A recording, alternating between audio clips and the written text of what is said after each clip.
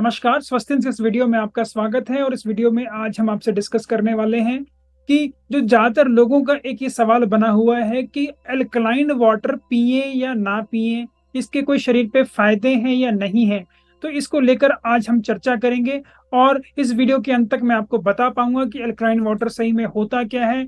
इसके शरीर पे क्या प्रभाव या दुष्प्रभाव या कोई फ़ायदे भी हैं क्या नहीं? और इसे हमें कैसे इस्तेमाल करना चाहिए? नमस्कार, मेरा नाम डॉक्टर इंद्र मोहन खंडेलवाल है और मेरे जीवन का उद्देश्य है कि मैं 10 लाख वर्किंग प्रोफेशनल्स को मोटापा रहित कर उनका स्वप्न स्वरूप स्वस्थ सुंदर शरीर पाने में मदद कर पाऊं, जिसके लिए मैंने स्वस्थिन्स कम्युनिटी का भी निर्माण किया है। जो आज का वीडियो है वो भी हमारे एक दर्शक ने पूछा था, जिनका नाम सुमन निर्मल है, कि क्या हमें अल्कलाइन वाटर पीना चाहिए। तो उसी के रिस्पॉन्स में मैंने आज ये वीडियो बनाकर आप सबके समक्ष प्रस्तुत किया है। तो आइए अब चलते हैं अपनी आज की लर्निंग की ओर, समझते हैं अल्कलाइन वाटर के बारे में। तो सबसे पहले समझ लेते हैं अल्कलाइन वाटर होता क्या है। जैसा कि आप नाम से ही जान पा रहे हैं, अल्कलाइन वाटर ऐसा पानी है जिसका पीएच अल्कलाइन है। नॉर्मल जो हम पानी पीते हैं उसका पीएच न्यूट्रल के अराउंड ही होता है, 7.2 के अराउंड होता है, और वो एक नॉर्मल पीएच है। और जैसे अगर उसका पीएच घटता है तो उसको हम एसिडिक वाटर कहते हैं या एसिडिक कंटेंट कहते हैं, और अगर उसका पीएच बढ़ता है तो उसे हम अल्कलाइन वाटर कहते हैं। तो ज्यादातर जो भी अल्कलाइन वाटर आपको मिल रहा है उसका पीएच 8 से ज्यादा है, 8 से 9 के बीच में, मैक्सिमम 10 तक वेरी करता है। इससे ज्यादा अल्कलाइन वाटर मार्केट में आपको अवेलेबल नहीं होता और उसे हमें पीने की भी कोई ज्यादा खास जरूरत नहीं है। तो ये तो हुआ कि अल्कलाइन वाटर होता क्या है। अब ये देखते हैं अल्कलाइन वाटर के क्या हमारे शरीर पर कोई फायदे हैं।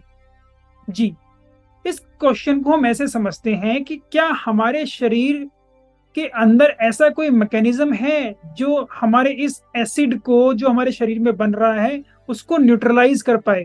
जी हाँ, हमारा शरीर अगर उसको हम हेल्दी रखें तो ये सक्षम है कि हमारे शरीर के अंदर जो एसिडिटी बन रही है किसी भी कारण से, चाहे वो आपके खाने पीने से बन रही है, चाहे वो आपकी मेटाबॉलिक एक्टिविटी से बन रही है, आप बहुत ज्यादा एक्टिविटी कर रहे हैं, आपकी मसल्स ने बहुत ज्यादा आज काम किया तो लैक्टिक एसिड बना, या दूसरे एसिड जो हमारे बॉडी में बनते हैं वो बने, खाना जो आप खा रहे हैं उसकी वजह से हमारे शरीर में हाइड्रोक्लोरिक एसिड बनता है, और दूसरे एसिड्स भी हमारी बॉडी में बनते हैं, और हमारा शरीर सक्षम है कि उस एसिड को कन्वर्ट करके बिल्कुल न्यूट्रलाइज कर दे और हमारे शरीर का पीएच हमेशा मेंटेन रहे।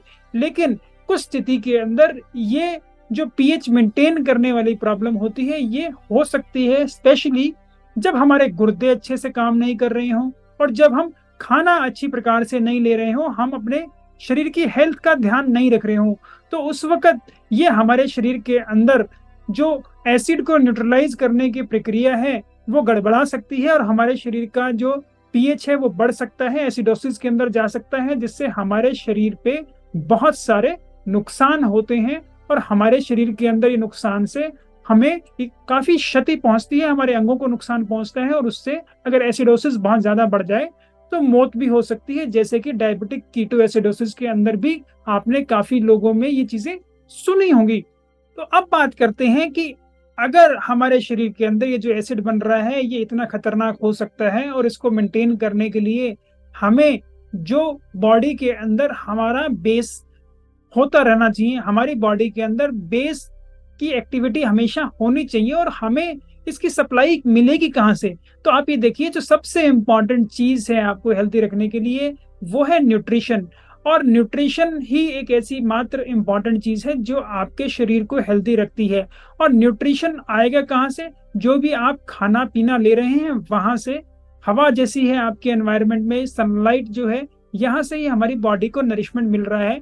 तो कुछ चीजें हैं जिनके लिए आदमी को अपने ऊपर निर्भर करना पड़ता है, कुछ चीजें हैं जो हमें एनवायरनमेंट से मिल रही हैं।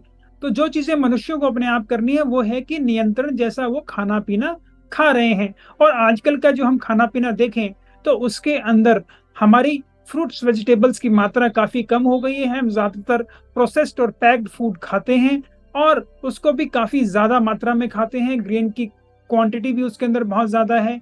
एनिमल प्रोडक्ट्स हमारी दिनचर्या के अंदर बहुत ज्यादा है, चाहे वो दूध हो, दही हो, नॉन वेज हो, या हम कहें अंडे हो, या किसी और प्रकार का जो भी एनिमल प्रोडक्ट आप इस्तेमाल करते हैं उसकी वजह से भी हमारे शरीर के अंदर एसिडिटी बढ़ती है।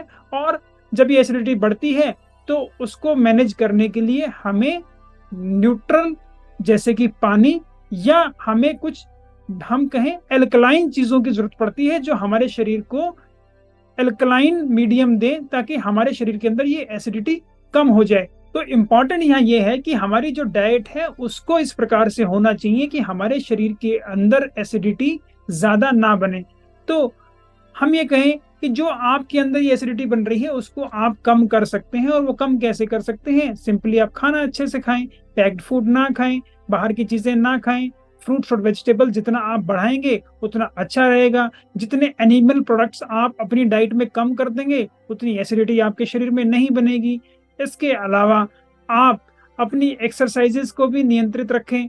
बहुत ज्यादा अगर आप एक्सरसाइज कर रहे हैं और उस वक्त आप अपना न्यूट्रिशन इस प्रकार का नहीं ले रहे हैं कि आपकी बॉडी के अंदर एल्कली मैटर ज्यादा हो जो कि आपको फ्रूट वेजिटेबल से मिल सकता है, तो उस वक्त भी ये समस्या हो सकती है।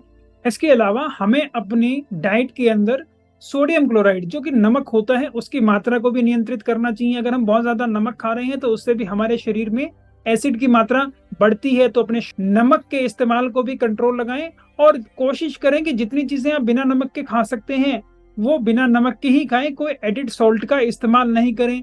ज्यादातर लोग चाट पकौड़ी और दूसरी चीजों के अंदर इतने ज्यादा मसाला और नमक का इस्तेमाल करते हैं जिसकी वजह से उनके शरीर में एसिडिटी बढ़ती है। इसके अलावा हम देखेंगे जो भी हम कार्बोनेटेड ड्रिंक ले रहे हैं उनका भी हमें या तो उसे बंद कर देना चाहिए या बहुत ही कम मात्रा में लेना चाहिए। अगर आप कार्बोनेटेड ड्रिंक भी ज्यादा मात्रा में ले रहे हैं तो उसकी वजह से भी आपकी बॉडी के अंदर कार्बोनिक एसिड ज्यादा बढ़ता है और जब ये एसिडिटी आपके शरीर में बनेगी तो आपको फिर ये आगे दिक्कत करेगी।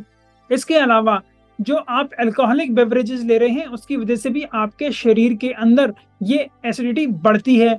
तो इन नटशेल इम्पॉर्टेंट ये है कि आप अपनी बॉडी का अल्कलाइन नेचर और पीएच मेंटेन करके रखें। उसको मेंटेन करने का बेस्ट तरीका है आप अपना खाने को नियंत्रण करें। हाँ, हम कहें अगर आप पानी को थोड़ा अल्कलाइन वाटर लेते हैं, मान ले पूरे दिन में आप 3 लीटर पानी पी रहे हैं, उसमें अगर आप 1 लीटर अल्कलाइन वाटर पी लेंगे तो कोई नुकसान नहीं है, उससे आपके शरीर को फायदा ही होगा। लेकिन अगर आप जो पूरे दिन में 3 लीटर पानी पी रहे हैं उसी को ही अल्कलाइन वाटर में कन्वर्ट कर देंगे और उसको लगातार काफी महीनों सालों तक आप हमेशा अल्कलाइन वाटर ही लेंगे तो आपके शरीर को नुकसान हो सकता है। तो यही इस कंटेक्स्ट के अंदर मैं आपको सिर्फ एक ही चीज समझाना चाहता हूं कि आपके शरीर में या आपके एनवायरनमेंट में जो भी चीजें चल रही हैं हर किसी चीजों का फायदा नुकसान आपके शरीर पर होता है। तो आपको अगर स्वस्थ रहना है तो आपको एक ही स्किल को एक्वायर करना है, आपको मास्टर बनना पड़ेगा बैलेंसिंग का, जिसे हम कहते हैं संतुलन बनाना। आपको हर किसी जीवन में जो भी आपको समस्याएं आ रही हैं, खाने पीने की आ रही हो या आपका रिलेशनशिप में हो या आपकी फाइनेंस को लेकर हो या आपकी नींद को लेकर हो, तो आपकी जो भी समस्याएं हैं उनको अगर आप ठीक करना चाहते हैं तो आपको एक ही चीज करनी है और वो है कि उसका एक नियंत्रण बनाएं, एक बैलेंस बनाएं, उसको संतुलन में रखें। और अगर आप संतुलन में किसी चीज को रखेंगे तो कभी कोई नुकसान होगा ही नहीं। तो ये कहना कि हमें अपने पीने के पानी को एल्कलाइन वाटर में कन्वर्ट कर देना चाहिए, ये बिल्कुल गलत है। हाँ, हम ये कहें कि हमें अपनी बॉडी को थोड़ा एल्कलाइन करना चाहिए और इसको एल्कलाइन करने का जो तरीका है वो पानी एक माध्यम हो सकता है। जो पूरे दिन में आप पानी पी रहे हैं उसका कुछ पार्ट, मान लो अगर 1/3 पार्ट अगर आप एल्कलाइन ले रहे हैं तो उससे आपके शरीर को फायदा जरूर होगा। लेकिन ये आपके शरीर को फायदा ज्यादा जब होगा जब आप अपने शरीर में जो और दूसरी चीजें हैं जिनकी वजह से एसिड बन रहा है उनको भी ना लें। जैसे कि मैंने पहले आपको बताया कि आपको एनिमल प्रोडक्ट नहीं लेना चाहिए, फ्रूट वेजिटेबल्स ज्यादा लेने चाहिए, नमक की मात्रा कम कर देनी चाहिए और कार्बोनेटेड ड्रिंक और अल्कोहल से दूर रहना चाहिए। तो मैं उम्मीद करता हूं अब आप ये अच्छे से समझ पाए होंगे कि अल्कलाइन पानी पीने का आपके शरीर को लाभ है। लेकिन अगर आप अपने पूरे दिन का जो पानी पीते हैं उसको अल्कलाइन वाटर में कन्वर्ट कर देंगे तो आपके शरीर को नुकसान भी होगा over a period of time, अगर आप उसे लगातार लेते रहेंगे तो। और आप अपने शरीर की एसिडिटी को मेंटेन रखते हैं, उसको हमेशा बैलेंस रखते हैं, तो वो ज़्यादा अच्छा तरीका है।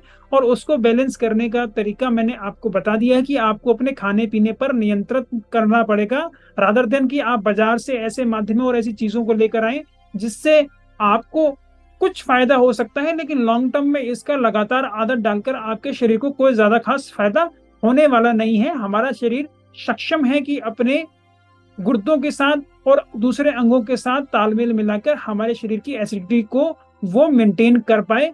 लेकिन हाँ, आप ये सवाल अपने से पूछ सकते हैं कि अगर मैं आपको कोई काम करने के लिए हमेशा रखूं कि आपको 24 घंटे 365 दिन लगातार ये काम करना है, तो क्या आप उसे कर पाएंगे?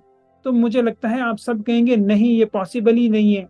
तो जब आपके लिए पॉसिबल नहीं है, तो आप अपने शरीर से भी कैसे एक्सपेक्ट कर सकते हैं? तो कृपया उसे रेस्ट दें, और कृपया उसे ऐसी चीजें दें जिससे वो अपने शरीर को, अपनी हेल्थ को और अच्छे से मेंटेन कर पाए, ताकि आपको उसका फ़ायदा ज़्यादा हो। मैं उम्मीद करता हूँ मेरी ऐसी वीडियोज़ आपको पसंद आती होंगी। अगर आपको मेरी ऐसी वीडियोज़ पसंद आती हैं, तो आप उन्हें लाइक करें, शेयर करें, फॉरवर्ड करें, जिन भी प्लेटफ़ॉर्म पर आप इन्हें देख रहे हैं। अगर आप इन्हें यूट्यूब पर देख रहे हैं, तो कृपया मेरे चैनल को सब्सक्राइब भी कर लें और यूट्यूब नोटिफ़िकेशन बेल ज़रूर दबा दें, जिससे आपको मेरी नई आने वाली वीडियो का नोटिफ़िकेशन तुरंत प्राप्त हो जाए। आपकी वेट लॉस समस्या में आप कहीं रुके हुए हैं, आपको कोई समस्याएँ हैं, आपके कुछ क्वेश्चन्स हैं, आपको कहीं और क्लैरिटी चाहिए, तो उनको भी आप कमेंट बॉक्स में लिख कर डाल सकते हैं। मैं उन्हें स्वयं पढ़ता हूँ, मैं उनका आपको तुरंत जवाब दूँगा। और आने वाली वीडियो में जिसके अंदर मुझे ऐसा लगा कि कुछ क्वेश्चन्स को एक एलिब्रेशन की ज़रूरत है, तो उसके लिए भी मैं एक वीडियो बनाकर जल्द ही प्रस्तुत करूँगा। नमस्कार, धन्यवाद, खुश रहें, स्वस्थ रहें।